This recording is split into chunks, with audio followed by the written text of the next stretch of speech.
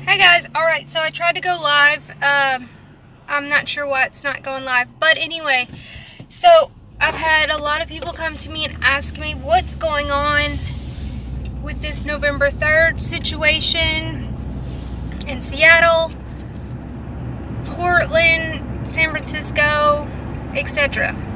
Okay, let me explain to you what's about to happen. What's about to happen is YouTube is going to clean house. They might take down my channel. They're probably going to take down a lot of channels. Why? What does that have to do with today? Okay, let me explain. They already were, from what I've heard, they were already getting ready to do another YouTube sweep, you know, like the adpocalypse and everything, to get more truthers off of the platform. But this has become their opportunity to do it, without any real cause. Because, let me explain, if you don't know what's going on, there are people that are live right now, and they've been live for a few hours, and for a few months, they've been running out this narrative that there's going to be some type of big situation go down, and it's going to start World War III, and it's going to, you know, Seattle's going to blow up, and San Francisco, and all of this stuff, and everybody's, all of this. There are people leaving town, doing all of these things, but, you know, okay, it's better to be safe than sorry. Awesome. But they went real far. Let me tell y'all a story. Something that happened a few years ago that a lot of people don't know about because they weren't in the truth community yet. There was a channel that there was three channels that worked together, and I'm not going to name their names because I'm sure somebody can in the comments.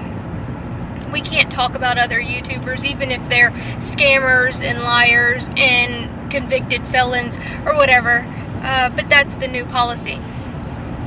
So what happened was they convinced their audience, they were doing a live stream, convinced their audience that there was a dirty bomb on a ship going into a port in Virginia, I believe it was.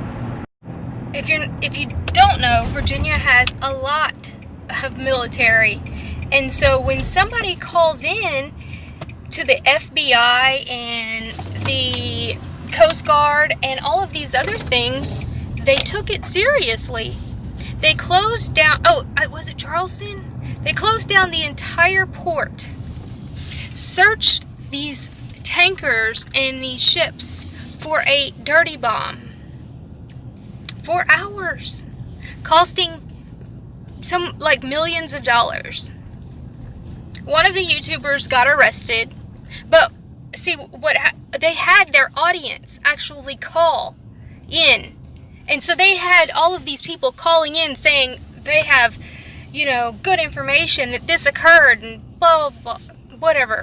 Well, that's exactly what these people are doing. The main guy that started this, his name, it doesn't matter, I guess, and maybe he had good intentions, and that's where we get into what's called a useful idiot. And I'm not calling him an idiot, I'm saying what a useful idiot is. A useful idiot is somebody that comes up with something, and then the alphabet agencies or whoever sees this person as, oh wow, we can use this person because they're already building an audience organically, and then we can help push it. We're going to help push it and make it go viral, and then everybody's going to latch on to this situation. And then we'll have a reason to take all of them down. Or whatever the case may be that they're using this useful idiot for. And again, I'm not calling you an idiot if you're watching this, okay? But he even called the FBI a couple weeks ago, and then they've been live for a few hours, and they have had their audience calling, these local FBI, Homeland Security, all of these entities to tell them about this. What makes this weird to me is if anybody that's a legitimate truth-speaking person in this community would know those are definitely not the people you need to call, because those are the people that are going to be running the event, per se. So why would he call them? I don't know. I don't know. But it is making everybody so panicked. This channel only has a couple thousand subscribers, yet there are 3,000 people watching the live stream. Think about that, y'all. Think about it. Think about that. If there was really something going to happen, do you think YouTube would allow this to even go that much viral? A live stream. Been going on for hours. Haven't been cut off.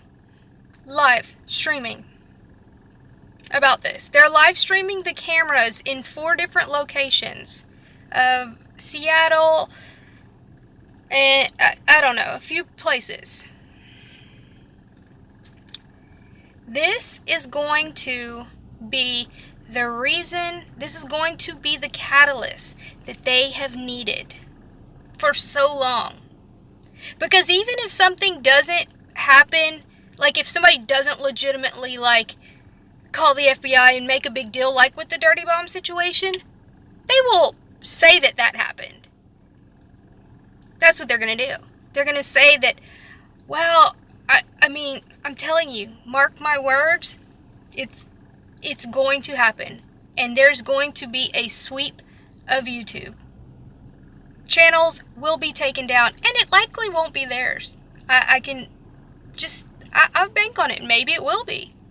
Because not only are they doing that, they're doing something that is really one thing that really bugs me, and I've spoken about this before, and I've called this same YouTuber out before.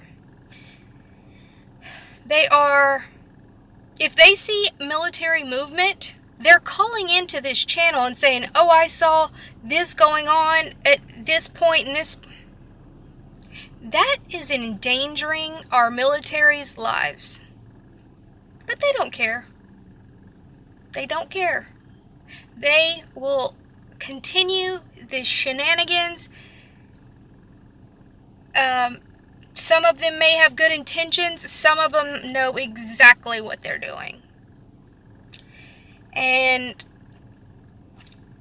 that's essentially what's going on. So nothing's going to happen. Nothing's going to happen. Then they're going to probably... This kind of seems like a new build-up of a new Q situation. It really does. Because Q's kind of dying off, if y'all haven't noticed. Because right now, as they're streaming, of course, their subs are going up. They're making relationships with the people that have been sitting on there for hours, listening to them.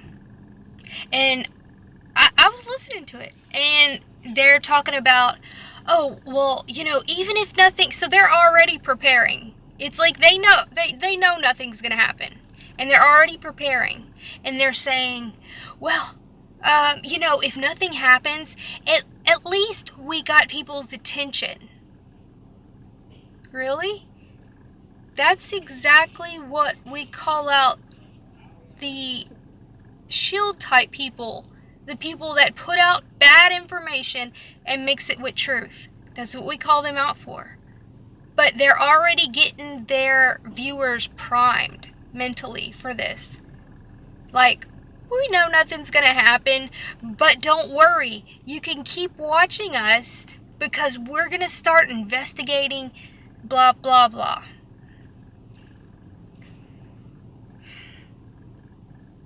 Maybe this will just never stop. Maybe there are so many people willing to sell their souls for $1 that it will never stop. I mean, we have a YouTuber that, this conspiracy guy, and got millions of subs. They just came out with a makeup palette, eyeshadow palette. I told y'all about that. And it sold out in the first day, which netted about $20 million. Yeah. He's from like the flat earth side. He's not a real truther. I mean, he interjected himself into it, just like so many others have. And I'm not even going to go into him because it's just disgusting. So that's what's going to happen. Nothing's going to happen in Seattle or San Francisco. And even if they did have something planned, they wouldn't do it now that everybody is already, watching them doing it. They're going to do it another day. So maybe you feel good that you stopped it, and that's awesome. And I'm not talking about every channel, because there are a couple channels that just talked about this and just said, watch out. Just kind of situational awareness. And that's fine. That's totally fine. Because they saw that, there's some predictive programming going on and this and that. But when you're calling the FBI and the Department of Homeland Security and having your viewers do the same thing, and then talking about troop movement on a live stream, your good intentions don't make up for that. That's common sense. God. It's like it never ends. It never ends. Maybe I should run a PSYOP. Maybe that's the only thing we can do these days. Is run a psychological operation to scare the freaking crap out of people. Get everybody to look like crazy psychos. Because that's what they've done. They're not the only ones. There's other groups that have done that. Q, Flat Earth. So, who said, forget, Vladimir somebody, one of the psychological operation people, and he said, if we want to control the narrative, we need to do it ourselves. Meaning infiltrate the alternative narrative. Anybody, calling them out. And that was like, I don't know, back in the 60s or something. I think he was a Russian intel guy. But anyway, y'all have a wonderful night. Like, share, and subscribe. Bye, guys.